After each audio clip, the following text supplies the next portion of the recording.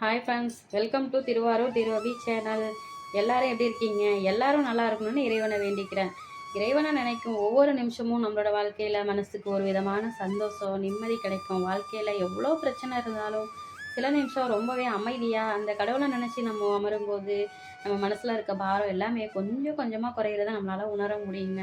நம்மளோட வாழ்க்கையில் எவ்வளோ ஒரு எவ்வளோதான் நம்ம நினச்சபடி நடக்கணும் அப்படின்னு நினச்சாலும் சில நேரம் நம்ம எதிர்பார்க்காத விஷயங்கள் கூட நடக்கும். அதனால நம்ம அந்த நேரத்தை நம்ம மனசை விட்டுட்டு அப்படியே மனசு உடைஞ்சு ரொம்பவே ஃபீல் பண்ணிட்டு உட்காந்துட்டு இருக்காம, அடுத்தது எது நடந்தாலும் நல்லதா நடக்கட்டும் அப்படின்னு சொல்லிட்டு அந்த விஷயத்த அப்படியே விட்டுட்டு அடுத்தது நம்ம பாசிட்டிவாக திங்க் பண்ணிட்டு போயிட்டு இருந்தோம்னா நம்ம வாழ்க்கை ரொம்பவே அழகாக மாறுங்க. நம்பிக்கை இருக்கிற இடத்துல கண்டிப்பா நிம்மதி இருக்கும். எனக்கு தெரிஞ்ச ஒரே ஒரு விஷயம் அதுதான். கண்டிப்பா நம்ம நம்பிக்கை வச்சிருக்கோம் ஒரு விஷயத்துல அப்படின்னா கண்டிப்பா அந்த இடத்துல நமக்கு நிம்மதி நிறைஞ்சு இருக்கும்.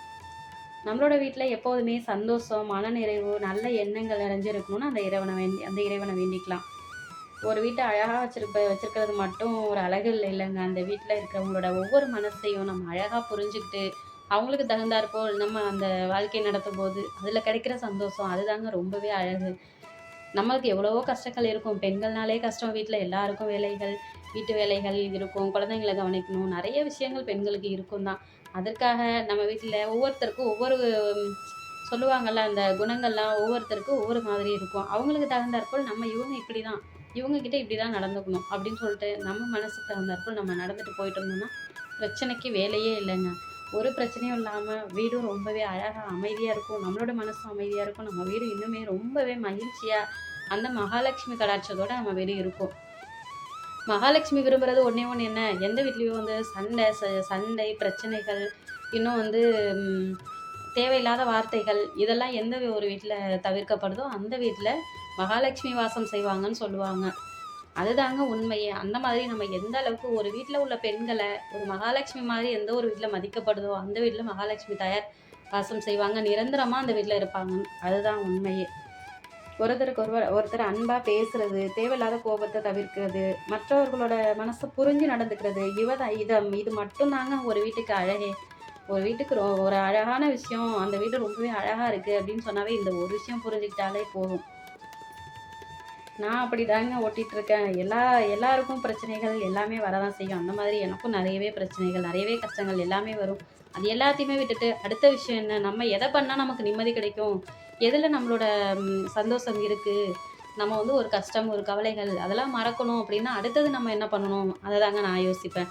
அப்போ நான் சூஸ் பண்ணுற விஷயம் தான் இந்த மாதிரி பூஜை பண்ணுறது. எனக்கு மனசுக்கு ரொம்பவே நிறைவாக இருக்கும், ரொம்பவே ஆறுதல் கிடைக்கும். இந்த மாதிரி பூஜை பண்ணும்போது அமைதி கிடைக்கும். யாரை பற்றியும் நம்ம யோசிக்க மாட்டோம். தேவையில்லாத எண்ணங்கள் வராது. இன்னொரு விஷயம் என்னென்னா, எவ்வளவு கஷ்டங்கள் எவ்வளவு பிரச்சனைகள் இருந்தாலும் அதெல்லாம் மறந்து நம்ம இந்த கடவுள் நம்பிக்கை இறை வழிபாடு பண்ணும்போது நம்ம மனசு ரொம்பவே லேசாக ஆகிடும். ரொம்ப மனசுக்கு அமைதி கிடைக்குங்க. ஆன்மீக வழிபாடில் உள்ளவங்க எல்லாருக்குமே இந்த விஷயம் நல்லாவே புரியும்.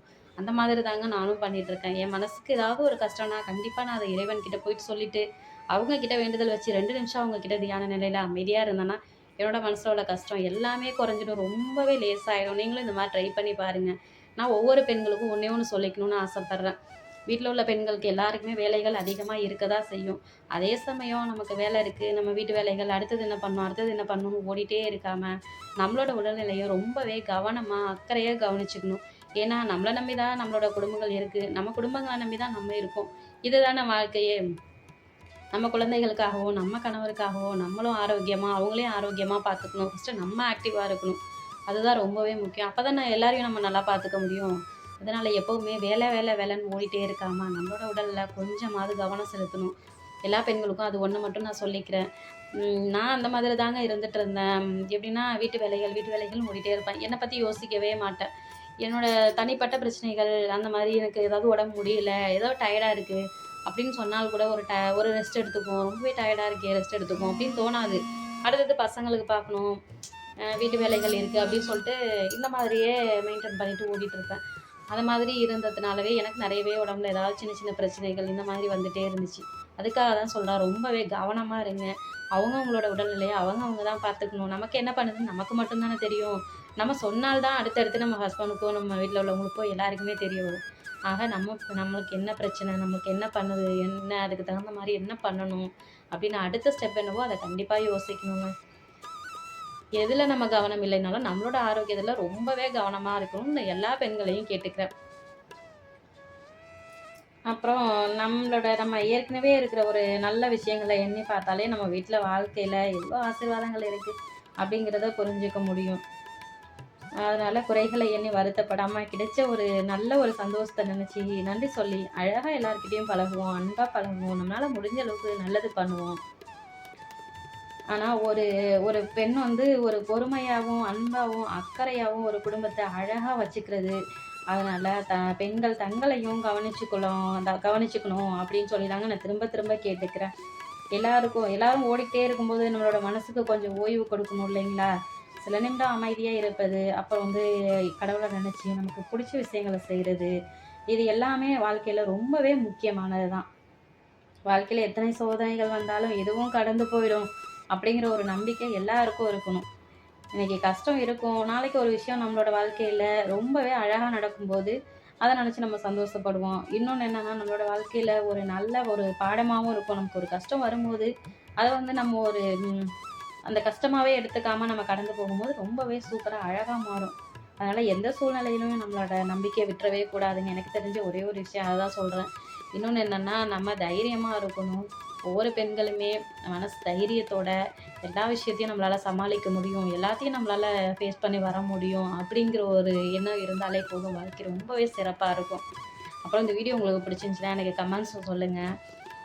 இந்த வீடியோ எடுத்துகிட்டு இருக்கும்போதே டக்குனு கரண்ட் போயிடுச்சுங்க. என் ஹஸ்பண்ட் ரொம்பவே காமெடி பண்ணிட்டு இருந்தாங்க. இப்போ நீ என்ன பண்ணுவ, எப்படி வீடியோ எடுப்ப அப்படின்னு சொல்லிட்டு, நான் மொபைலில் லைட் ஆன் பண்ணி வச்சாவது நான் வீடியோ எடுத்துருவேன், நான் வீடியோ கொடுத்துருவேன் எடுத்து அப்படின்னு சொல்லிட்டு தான் நான் எடுத்தேன்.